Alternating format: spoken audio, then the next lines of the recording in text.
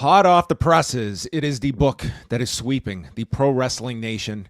It is Say Hello to the Bad Guys, How Professional Wrestling's New World Order Changed America. And here he is, the author himself, NFL reporter extraordinaire, a man that can look at mixed martial arts in the rearview window as well. Maybe we'll talk a little bit about that. Marc Raimondi is here on Post Wrestling. Hello, Marc.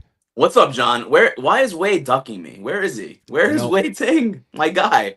I demanded that he show up for this, and he had the audacity to use the "I just had my second child" as an excuse. I mean, come on, Way. I mean, clearly You didn't have the stroke, John, to get him here despite the birth. in this equation, you are definitely Tom Aspinall. I don't want to directly equate Wei Ting to John Jones. Probably not the week to be doing that, but yes, Wei Ting does send his regards, and I know that he will be devouring this book as he is on a baby duty on overnights at the moment. All right, fair enough. Well, I wish him the best. Then, even though he's ducking me, we still love you, Way. So I want to go back to UFC 297, and there you and I were there at the media day, and I distinctly remember like a 5,000-pound weight off your shoulders because you informed me that you had just turned in your book and what a process this was. So this was January of 2024, and tell me a bit about just that period of, like, I'm sure everyone has the idea of the amount of work that goes into a book, but it's not until you do it. It's kind of like climbing Mount Everest, isn't it, Marc? You don't really know what you're getting into until you've completed the task. That's true. That's true, right? Now that you say that, we were having Tim Hortons, right, in Toronto, That's right. and it was mid-January, and I sent in the manuscript on December 29th, 2023. So it was like 2 weeks later, basically. And it was 110,000 words, from the manuscript that I first sent in. It's been edited down since then. The book is not that long, but yeah, a long process, man. And it was a process that and I think a lot of people who have written books would kind of understand what I'm about to say. It's kind of like a love-hate relationship because I love wrestling, I love to write, I love reporting. This is my passion. This is what I do, right? This is what I live for. This is what I wake up for in the morning. But when you have a book and also a full-time job that needs you to travel 1 to 2 weeks out of the month, it can get a little bit overwhelming. And I was definitely in that place a lot. And just also, I think the hardest part of the book is just like it's so. I mean, I know this is gonna sound kind of a silly thing to say, but it's so long. There's so much of it, and you start to kind of like doubt yourself a little bit, like through the process. Like, is this even making any sense? Like, is anyone even gonna understand what I'm talking about? You know what I mean? Like, is this any good? Is this crap? And so many times I went back and I'm like, this sucks. I'm gonna start this chapter over again, and but just a really rewarding process in the end, but certainly one that I have had some mental health things to overcome over the last 4 years since I've been working on it.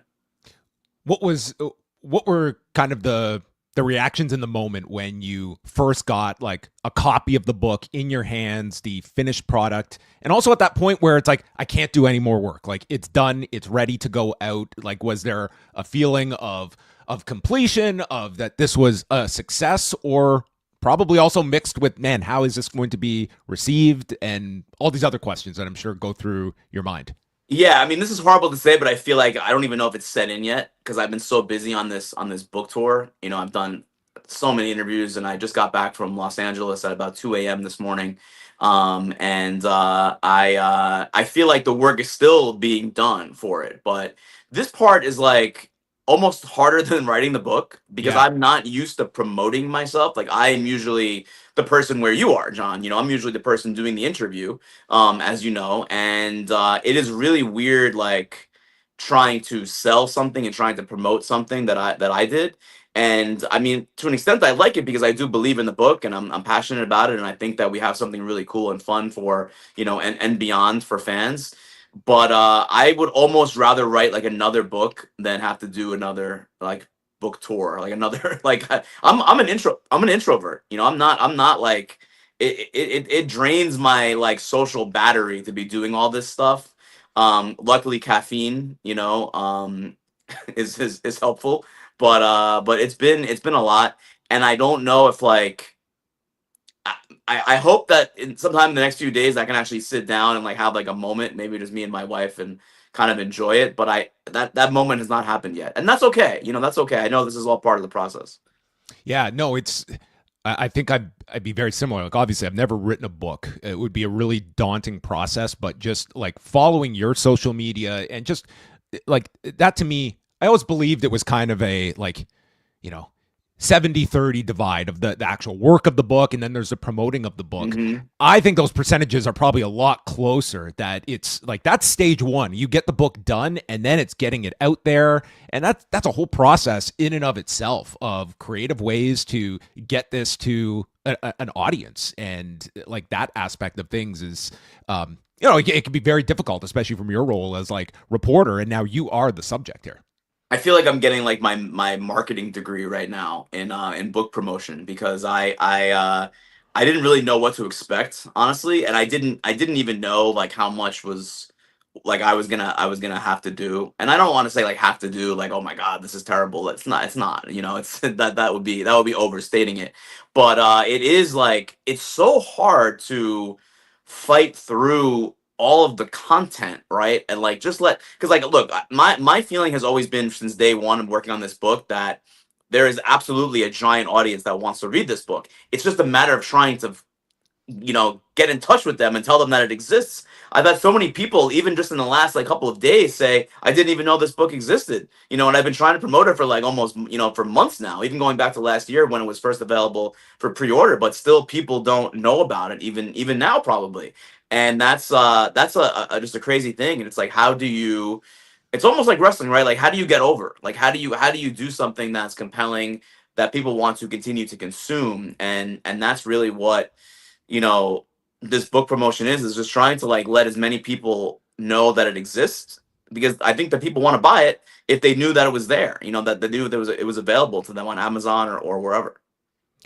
We're kind of going backwards here of like kind of the end process, but at the start, like you've talked about how kind of this kind of in some ways came into your lap, or you were offered this Hmm. opportunity to write a book coming out of a feature you did on ESPN.com. When you go through the proposal and it's greenlit, and now it's time to just sit down and start this, like it is just this gigantic, concept that you now have to tackle. Where are you starting? Like, is it just lining up who are the must-haves that you want to Yep. speak with? How are you tackling this on like day one of like the reporting process? My first like the first thing that I thought I needed to do was get in touch with Eric Bischoff. That was like my first like, all right, let me see if I can talk to Bischoff. And before I had even like agreed to doing the book, before I even did the proposal, I was like, I need to talk to Bischoff to make sure that he will grant me an interview, because I don't even know if I can do this book without sitting down with Eric Bischoff for an extended period of time.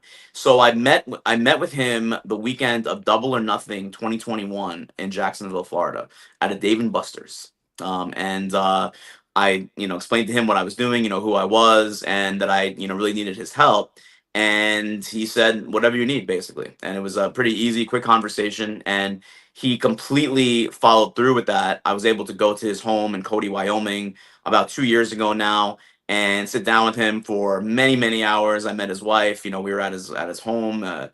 And he was so welcoming and so cordial, and really, I mean, time is everything, right? And he was so generous with his time, and I'm very grateful for that. So that was a big deal. And then once I kind of got my ducks in a row as far as who I wanted to interview, which was like a ton of people, then I started to do the first thing that I really did was the research, which was I started watching what ended up being over 500 hours of WCW programming from 96, mid 96 to like mid 99, basically. So it was like an hour and a half in the morning, an hour and a half at night, almost every day for like over a year. I think I forget exactly how long it took me, because I wanted to, before I actually went and did the bulk of the interviews, John, I wanted to have a really good working knowledge of the product. So I took like copious notes of every Nitro episode, every Thunder episode, every pay-per-view, because I wanted to have that very quickly available to me, because I'm asking people questions from about things that happened 30 years ago. They're Mhm. not going to remember exact details and time and place, and I need to have like a really good working knowledge of where what that was and what where that was. So that was important. And then once I finished watching toward the tail end, that's when I started to reach out for interviews, and I did the majority of my interviews in 2023, like the first half of 2023, and I interviewed almost 100 people, a lot of backstage folks in WCW, a ton of wrestlers, of course.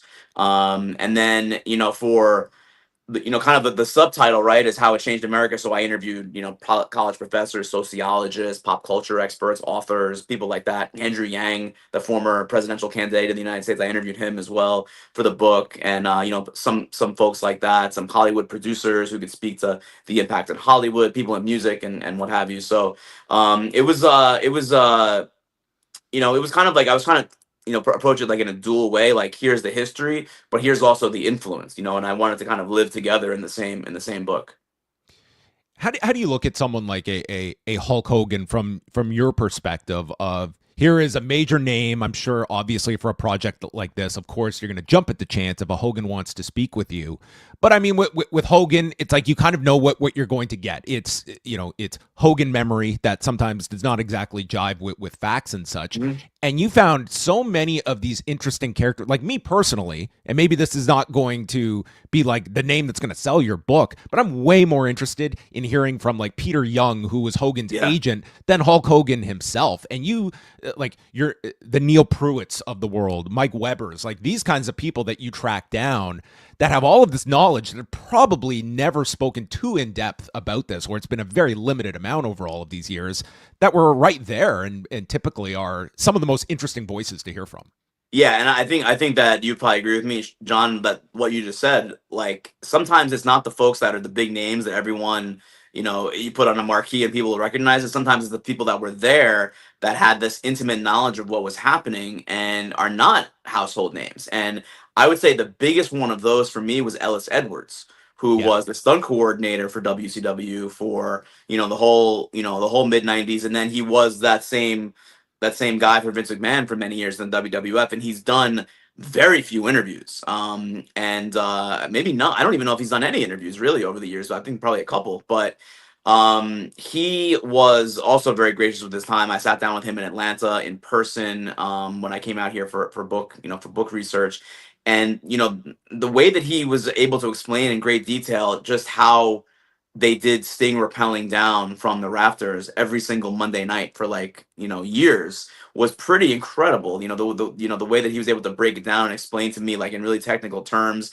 how they would do it, and just some of the stories about Sting being up there, and even also some of the stories about like when the Steiner's car, their car crashed, the N.W.O was tailgating them, and led to the car flipping over. Ellis Edwards was the stunt driver, Yeah. for that in the car at that point, and just his recollection of that stuff was really really cool. And then the big names are, for the most part, the big names have said their piece about this era, right? We kind of know what Hogan, Hall, and Nash have had to say about it because they've spoken for so many years about it. So I did not interview Hulk Hogan for the book. I was able to interview, like you said, people that around him, like Peter Young, his agent, Henry Holmes, his lawyer, Jimmy Hart, of course, people like that. And I was able to obtain some interviews with Hulk Hogan that have never really been like released wide. Same thing with Kevin Nash interviews. I did speak to Kevin Nash on the phone. It wasn't the kind of interview that I would have loved. I would have, would have wanted to go down to Daytona and chat with him in person where he lives, but it didn't work out. It's been a tough time in his life, right, over the last couple of years. So Sure. understood. But yeah, I mean, as far as that goes, it really is like those periphery people. Even someone like a Dwight Manley, Dennis Rodman's agent, was so incredible to talk to, because I don't think he's been asked about wrestling for 30 years. So it's cool to kind of get his memory and perspective of what happened in like 97 and 98 with Rodman and WCW. When you're getting all these different perspectives, and here is like the interest of a major publisher to do a book on the NWO that we're coming up on 30 years since this launched, like what is it about that period that is so romanticized, and is it that a lot of People that have like grew up in that period are now in these positions where they look back like that was wrestling to them. Like this is still something that to many people is like their golden age of pro wrestling, and the NWO kind of typifies that. 100%. Well, yeah, I mean that was really where it was born because the editor from Simon and Schuster that I contacted me, his name is Yadon Israel, and he is a little bit younger than me, but he grew up in the NWO era. And he actually told me a great story about how he changed schools when he was a kid. And at his new school, like the first thing that the kids asked him, like in middle school, was, "Are you NWO or you WCW?" And he was not allowed to watch wrestling at that time. His parents didn't let him. This was in Brooklyn, New York, and he didn't know what to say, and they kind of like beat him up, but not really beat him up, like a worked beat down, like a wrestling beat down, like just kind of like tapping him on the back. And that's when he realized, like, what this was, and he started to go to his friend's place on Monday nights without his parents knowing to watch WCW. Because they didn't want him watching wrestling, so he just said, I'm going to go study or I'm going to go do whatever," and they would really be watching wrestling every Monday night. And that was inspirational to him, and now he's an editor at a major publishing house. And that's kind of what the book is about, John. It's like all of us who lived through that time as kids, teens, young adults are now grown up, and we're in the world and in the workforce, and whatever it is we're doing, we still kind of carry that with us, like that child inside that watched the Attitude Era, that watched the NWO. And I think the NWO resonates so much because it was the catalyst to all of that stuff that happened in 90s wrestling, right? It was, things were bad for both companies. The NWO happens, and it is the chain reaction to so many different things that have happened over the years. And it was really also when wrestling became cool, where it wasn't really cool before then. If you're in school, right, you're not really advertising that you're a wrestling fan in 1993. But in 96 and 97, you actually had to know what was going on in wrestling in school because it was the cool thing. It was what people were talking about. You need to be kind of part of the in crowd, and I think that's what people remember, that it was like just a formative part of their childhood. And I think that's why wrestling is so special, because there is that nostalgia factor that few things have, and you almost associate yourself and your own childhood with what was happening in wrestling. You can have a conversation with any, like, or many uh men, especially like around my age, in the US or Canada, and you can kind of almost have like kind of like a throwback conversation about what wrestling you watched as kids.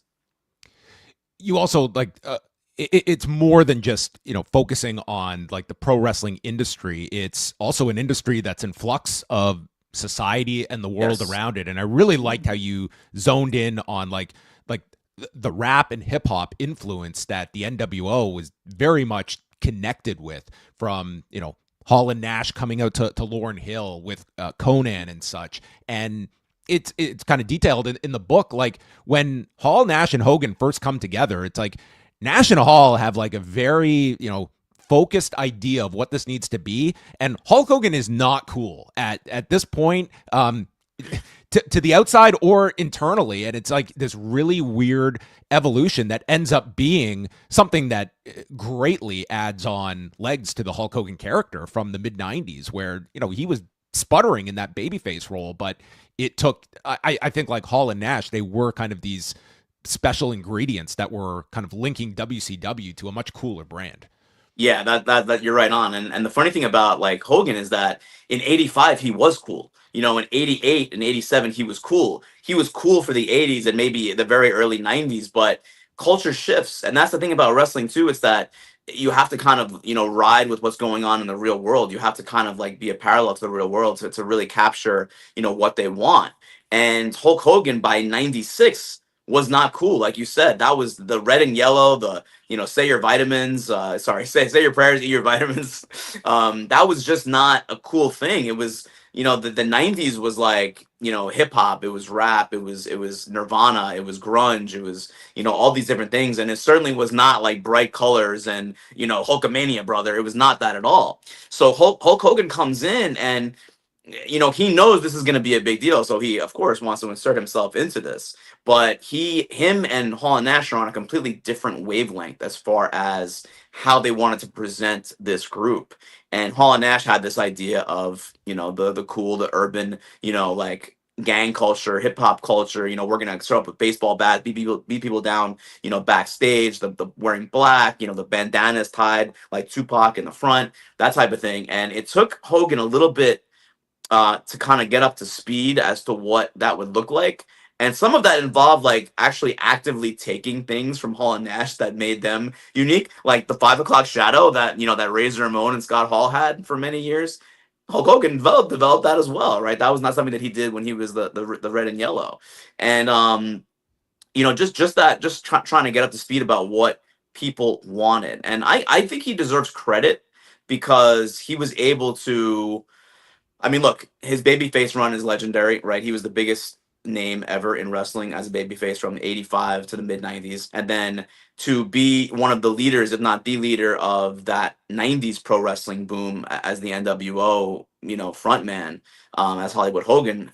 Another legendary run, right? As a heel, very few wrestlers, actually, I would say, no wrestler ever has had a babyface run like that right before a heel run like that. So he definitely deserves credit. But and Bischoff, what you mentioned about kind of like the contrast between Hall and Nash and Hogan, Bischoff, the way Bischoff puts it in the book is that like Hulk Hogan was this, you know, Marvel Star Wars like creation of the 80s, and Vince McMahon. He was manufactured, he was built up, Hulkamania.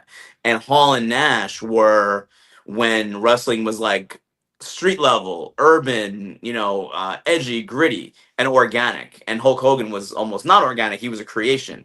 And they put those two things together, and it could have been oil and water. And maybe in the beginning a little bit it was, but eventually it became this like magical combination that has not been duplicated really ever since then. You got to spend time with Eric Bischoff, and I think when you look at Eric Bischoff's legacy in pro wrestling, like these several years are going to be front and center of Yeah. his most significant contributions. Where do you see sort of his own securities about the history of this? Like so much of it, I feel like Eric Bischoff is someone like he owns up in this book to like missteps here, other mistakes. It's not like this is a guy that just looks like everything I did was flawless, but I think you do get some of that just Eric Bischoff as a whole that pushes back against kind of the reporting on the fall of WCW and what his contributions were. How do you feel Eric Bischoff is secure in his own kind of contributions in this whole period for WCW? Because what he did is of great significance that they got WCW to this level for the several year period, but it was followed by a big descent. I really think so here's the way that I look at Eric Bischoff, and I think that the NWO is his brainchild, but it's also, we talk about Hall and Nash and Hogan, but I think that the vibe of WCW and the NWO was very much Eric Bischoff. And he was an outsider as well. And that's what people kind of forget about him. He's not a guy that grew up in the wrestling business. He kind of fell into it by accident, right? His first job in the AWA on camera was because someone got busted for DUI and got arrested, and he had to fill in for him. And then he didn't get the job as first executive producer of WCW until Bill Watts got in trouble, right, for making racist remarks, and so he kind of like fell into all this stuff, and it's like he's not a guy that people think is a wrestling mind. He's not part of like the old boys club. He's very much an outsider, and what he brought to Nitro was this outsider's perspective. He brought, and this is pre NWO I'm talking about. He Mhm. brought like this brashness, a little bit younger, a little bit more, irreverent. That was not at that time part of what WCW was, certainly as a kind of more a southern based wrestling promotion. And what I'm talking about is like giving away the results of Raw when Raw was taped and Nitro was live. Like that's pre NWO. That's just Bischoff trying to, needle WWF and get a reaction out of them and build buzz. Lex Luger showing up on the first Nitro as a huge surprise days after his contract unknowingly expires in WWF. Medusa coming in from the WWF and throwing the women's title from the WWF in the trash. These are all Bischoff brainchilds, right? Brain children, I guess you could say, and they predate the NWO. And Nitro, even before the NWO, was actually successful in the ratings against Raw because of some of these things that he was doing. And it was pissing off the WWF a great deal, because what he was doing was not, it was not considered traditional wrestling. It was not something that you did. You didn't throw someone's championship in the garbage. So he brought that kind of like, attitude, before the Attitude Era. He brought that kind of attitude, his own attitude, to the product. And the NWO was kind of a spawn of that, right? It's kind of a spawn of Bischoff's own personality and his own attitude. And it was very much like, so Vince McMahon counters all that stuff that Bischoff was doing with the Billionaire Ted skits, right? And the NWO was almost a counter in many ways to the Billionaire Ted skits, because what does Scott Hall say in that first promo? He references Billionaire Ted. He references the Nacho Man, the Huckster, right? So it was almost like his way of like going back at the WWF. And then of course there was a lawsuit and all that, but he really put a ton. I mean, he became wholly obsessed with beating Vince McMahon and beating the WWF, maybe even putting them out of business. Like, that was like, this man woke up every day with like a fire in his eyes in 96 and 97, with the idea that I'm gonna kill the WWF and I'm gonna, reign supreme. And they were so wildly successful for so long, because of the NWO. And I would argue also about how, and I told Eric this, because from talking to so many people involved in WCW, one of his greatest, aside from just the idea of the NWO, I think one of his greatest skills, or things he was able to do for at least a period of time, was just keeping things together. Because even in late '96, things were starting to boil over between Hogan and Nash, and the idea of like, who does the NWO really belong to? Who takes ownership over the success of the group? That was already kind of bubbling up even before a year was out, right? 96. And then it really got bad like in 98. And that's when Bischoff kind of like, he really threw in with Hogan. Like, he was trying to manage it the best he could for so long. And in 98 is really when he threw in with Hogan, and he just kind of like, he just kept betting on Hogan. They fired Sean Waltman, which was kind of like a political statement against Colin Nash. And he made sure that, that Hogan, he felt like where the business was going, where Hogan was going, right? And that was almost, eventually to his detriment. You understand why he would do that, because Hogan was the proven guy. But things do change and things do evolve. And I think that by, mid and even late 98, that fire and that passion that, I want to win, and I want to beat Vince, and I want to beat the WWF. I think he was getting burnt out. It wasn't there the way it was in 96 and 97.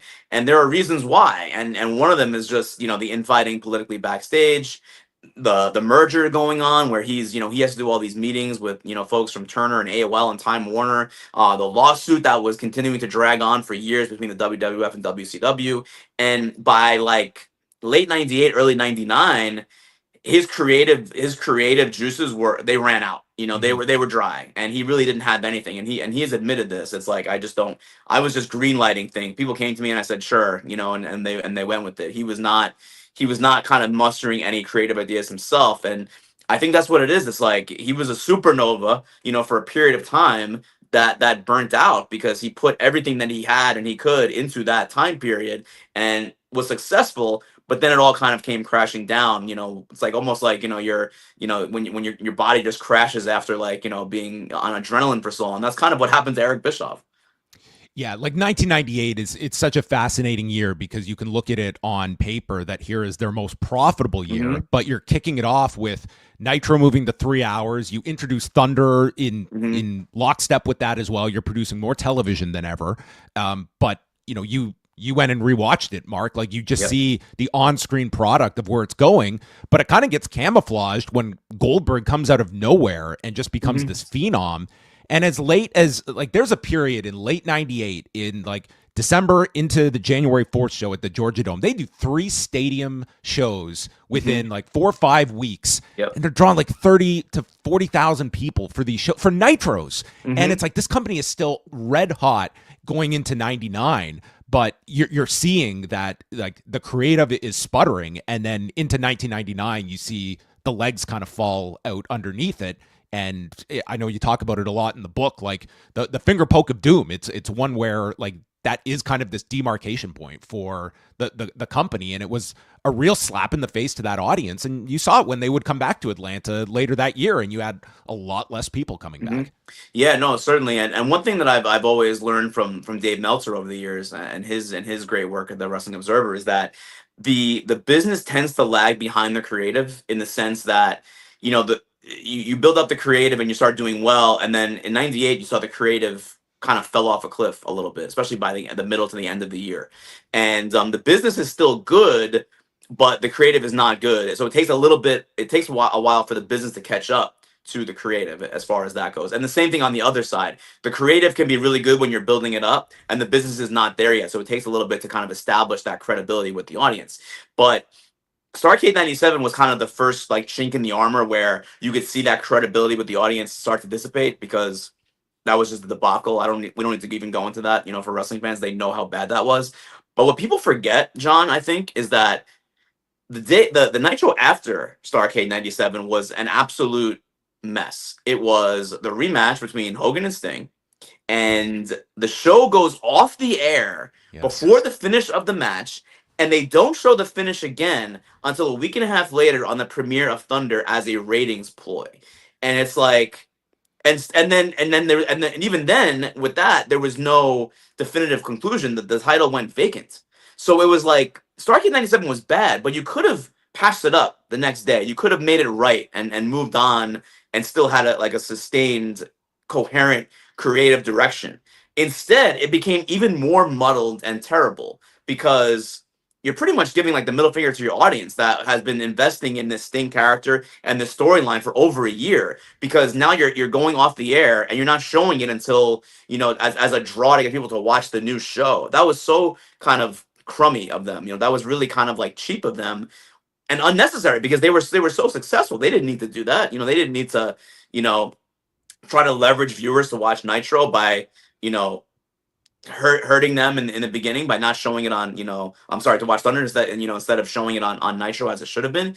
It was so disappointing to see, because that could have been like the big celebration of WCW, Starcade 97 and beyond, and Sting wins, and maybe that's the end of the NWO, or at least that part of the story arc. And it just didn't happen that way. It was just so muddled. And then, fast forward a year later, and you're right, and that's something that Dave Meltzer also always says, is that if not for Goldberg getting hot in '98, things might have tailed off for WCW a lot earlier, honestly, because the NWO creative and that stuff was not great in the beginning of '98 either. And then the Rodman and Malone stuff kind of saved them, right? That did big numbers. The Jay Leno stuff also did decent numbers. That kind of saved them in the summer. But then by the fall, it was like Hogan was bringing Warrior back in, to feud with the Warrior, and that was a complete disaster. And then the Finger Poke of Doom comes in January '99, and there's the photo there, and it was just like, this is just now a kind of a phony wrestling angle. The aura of the NWO, like kids like to say aura. The aura of the NWO was dead after the Finger Poke of Doom. It didn't exist anymore. It just kind of became like this, this phony wrestling angle again, instead of like a revolutionary storyline. So as we wrap up on the wrestling portion here, you have like the unique perspective that you have done this extensive reporting on WCW during this time period, and you were also very much covering like AEW on its ascent. Mm-hmm. Did you draw any parallels of WCW in periods to kind of modern day AEW, and sort of just the similarities, differences to the first competitor WWE has really had in the domestic market in 2 decades? The big parallel is the competition, and how that can breed success and breed better quality of programming, because again, WWF in 1996 was not good. It was not in 95 96. It was not a good product. I mean, the NWO, people forget like that the NWO debuted obviously like in May, June, July '96. At that time, like TL Hopper was in WWF, like the wrestling plumber, like the Goon, the wrestling hockey player. The Body Donnas were on Raw. It's like you're on, you flip to Nitro and it's like, Hall and Nash beating up dudes backstage with baseball bats, you know, and then you turn to the WWF and it's Henry and Phineas Godwin like pouring slop on people, and it's like it's not even the same genre almost anymore, right? Nitro went so much, you know, grittier and more adult, and the WWF was still stuck in like the early '90s. They were not evolving, and you know, you have to wonder what, you know, what would happen, you know, what would have happened if there was no NWO to push Vince McMahon to change things up and put a better product out there for the fans. And I think that's where WWE was before AEW. They were Definitely. in a place where they were not being pushed. They were not motivated, you know, necessarily, because they were making their money, they were profitable, right? But they were not pushing to put on the best possible product every single week and month for their audience, because there was no competition. They were just kind of cruising along, right? Doing their thing, making money, whatever. And now AEW comes along in 2019 and, you know, does real well out of the gate. They're on national TV. Their pay-per-view numbers are pretty good. You know, the ratings are pretty strong. At one point, they're even, you know, kind of like pushing Raw the demographic a little bit, and you know, they're beating NXT pretty handily every week on Wednesdays, and that forces again the WWE to change. And I think that the Bloodline storyline and Roman Reigns as the heel, you know, protagonist of WWE is born out of that competition in a way. And now WWE is red hot, and they have been for a couple of years. And I don't know that would be the case if not for AW pushing them in that direction. And I say red hot business wise, but you know, also red hot, I think creatively. I think the Bloodline was incredible. You know, incredible storytelling that you just weren't seeing in WWE for 2 decades until AEW showed up. I do want to ask a couple MMA related questions to Oh, you. First of all, when what's we that? What does that stand for? well, I find it interesting that at UFC 297, little did we know you were on your own, John Cena farewell tour at that point, listing the amount of events Yeah. that you had left. You know, you have since moved on. You are now covering the Atlanta Falcons full time. How would you describe your relationship with MMA at this point? Are you still like checking in? Are you following it at your leisure, or have you detoxed off MMA after being as heavily involved covering it as anyone? I truly have not watched many fights in the last year since I left. I really haven't. There's been a few that I've really wanted to sit down and watch, but for the most part, man, I have not watched many. And part of it is like living on the East Coast now. I'm in Atlanta. Man, that stuff starts Oh, late. it's tough over here. Yeah, I mean, I don't know how you guys do it, Ugh. because I lived in LA, right? And when I wasn't on the road, it wasn't too difficult to watch on a Saturday night because of the time, you know, the time zone. But in the East Coast, on the East Coast, it's like 10 o'clock main card. I'm asleep. I'm asleep by, you know, 11:30, 12. I'm not watching that main event, you know, on pay-per-view. But yeah, I mean, look, it was like a big part of my life, right? For over a decade. And I made some of my best friends in that world. Um, you included, John. Yeah, you know, I would throw you in there as a friend, obviously, that I met in MMA. I met my wife through MMA, you know, because she was a reporter and she was a fighter.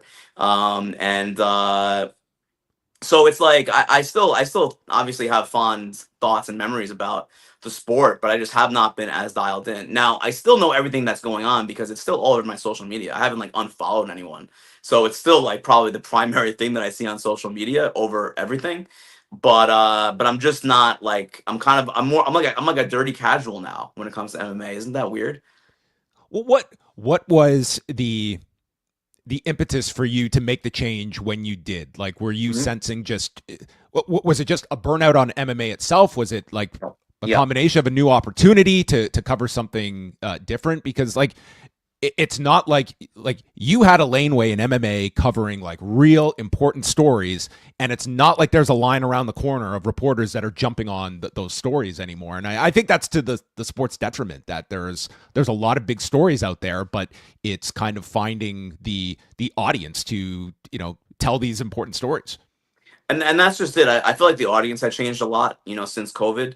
I felt like it was a new audience, and it was I almost felt like deja vu, as like I needed to start doing the same stories that I used to do like 10 years earlier for this new audience. And I was Mm. like, do I want, like, I got to write about like the scoring criteria again and like, referees, and I need to kind of write about the stuff that I was doing in like 2015, 2014, because the audience does not new, it's a whole new audience. It's a whole new Yeah. group of people that don't understand kind of like the basic foundation of MMA. Like they started watching, they enjoyed it, but they didn't really know how it really worked behind the scenes.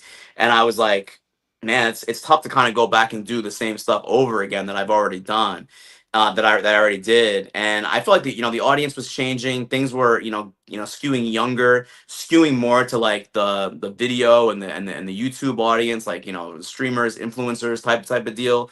And I felt like part of me felt like kind of a dinosaur, where I'm mostly a writer, right? I certainly did some, a good amount of video stuff for ESPN as well, covering MMA, but I think of myself as a writer, and that's what I want to do. I want to report, I want to write, and I just felt like at this moment in time that maybe I had aged out of MMA as far as like what the fans wanted. And I think that, knowing, and I think you probably agree with this, Sean, like knowing the audience, who are you targeting? Like, who are you, like, what, who is this for?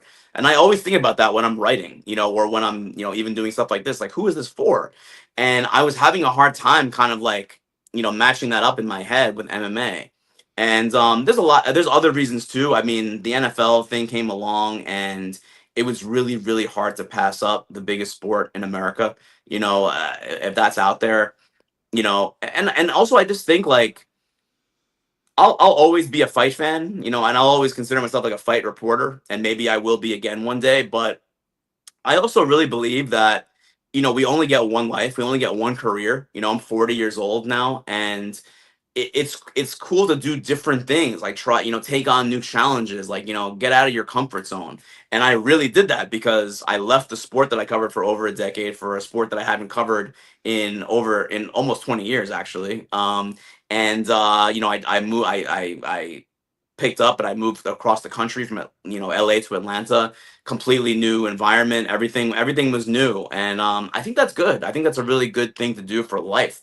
It teaches you things, it's a good experience, and we only get one crack at this. So I felt like if that opportunity was there, why not take it? Why just, I could have stayed in MMA and kept doing it, but why not take on this new challenge and kind of like add to your life experiences, which I think are so crucial.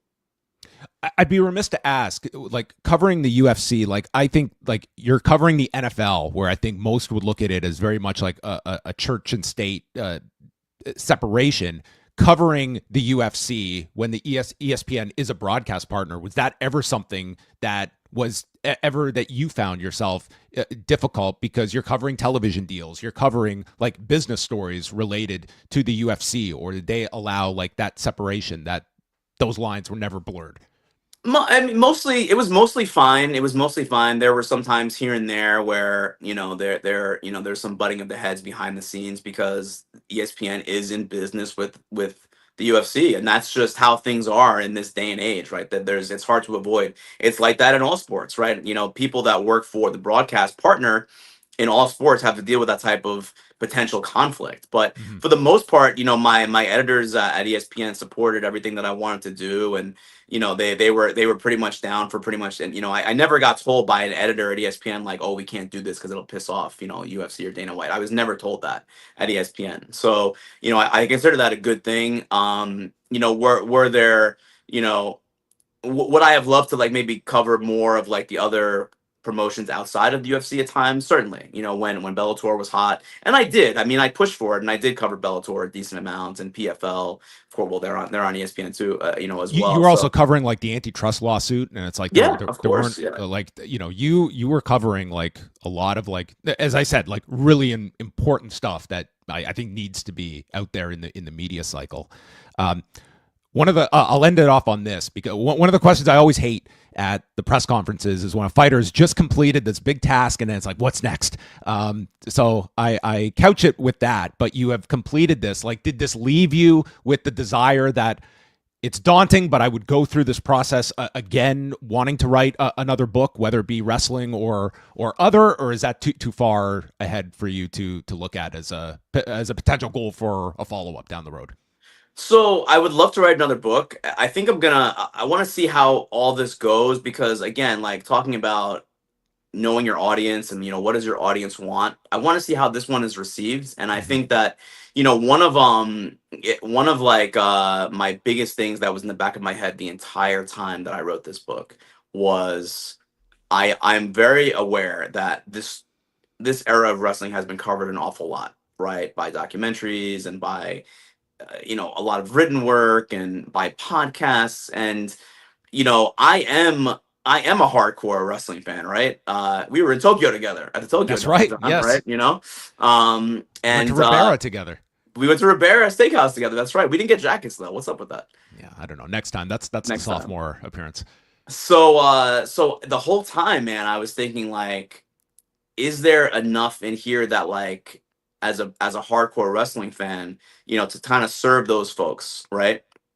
And I tried the best I could to give people different bits of detail and different like angles on things and new stuff. I found the N.W.O logo designer who no one knew who she was for Great almost story. 30 years, and stuff like that. Interviews that with people that don't really do interviews very much, like an Ellis Edwards. It's the Jerry McDevitt doesn't do a ton of interviews.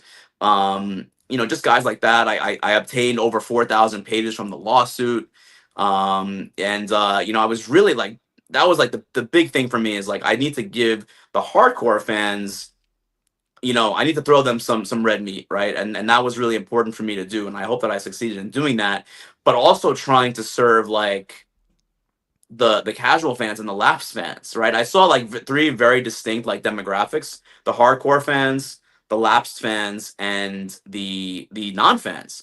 And lapsed fans, there are so many of them, man. Like there are so many people who were watching in the 90s who have not watched in 20 years or 25 years. And I really wanted this to be a book that they could pick up very easily and it would transport them right back to the 90s like during their childhood. And it can be sometimes hard to serve like multiple masters when it comes to that as far as like the target audience, because sometimes you get too in the weeds, to serve the hardcore fan, right? You get too in the weeds, you're too inside baseball, so to speak, and it turns off. It's no longer accessible to folks who just want to pick up a book for the summer and read it on the beach. People are going to be in Target or Walmart or Barnes and Noble, and they're gonna see this book and be like, "Oh yeah, let me read that." And if it's too in the weeds, it's like, "What the hell? What the hell is this?" So yeah, you had to kind of like you have to make it accessible, and that was the biggest challenge of writing the book. And to kind of get back to your question, it's like I'll see how this goes as far as did I do a good enough job serving all those audiences. I feel like I did. I tried my damnedest. We'll see what the folks say, because they're the fans are the ones that decide this type of stuff. I've gotten mostly almost entirely, honestly, good feedback so far about the book from all three of those kind of target demographics. So we'll see. I would love to do another one. I love wrestling. I love writing about wrestling. I love writing about wrestling kind of in the context of culture, because I think it doesn't get talked enough about in that way. It doesn't get the credit that it deserves as far as the influence goes. So certainly I would love to do another one, but the fans are going to kind of put their thumb up or thumb down probably on that one as far as the future. Well, if you're looking for a book proposal for something, an easy beach read, the Jerry McDevitt Chronicles could rank very high. I would argue, Mark. I would steer you in that direction. Fair enough. But I want to send everyone in the direction over here to say hello to the bad guys, how professional wrestling's new world order changed America. All right? You have any issue with America at the moment? Blame the N.W.O. Marc Raimondi's book is out now. Do check it out. And of course, bestowed with the great honor that one of our new series, Book Club, is going to be covering this book next month on the Post Wrestling Cafe. Myself and Neil Flanagan will be reviewing Say Hello to the Bad Guys. So Awesome. that is coming up next month. Mark, thanks so much for taking this amount of time out. You have had a very busy promotional campaign for the book. I know you have to get back to this. You're like running for office here, selling this book. Can you see how tired I am? Like, can you see it in my eyes? Like how You're as tired as Wei Ting right now on 2 hours of sleep, but you have a 2 a.m. flight that is your excuse. So we thank you very much for sitting down with us, Mark, and all the best with the continued promotion of the book, and congratulations. Like it's no small task what you did here, and I thought you brought out some like really interesting like reporting to this, new names that have not been heard from before, and covering a subject that there's a lot out on, and it's very difficult to tackle that with new information, and I think you've certainly achieved that. Thank you so much, man. I appreciate that a lot.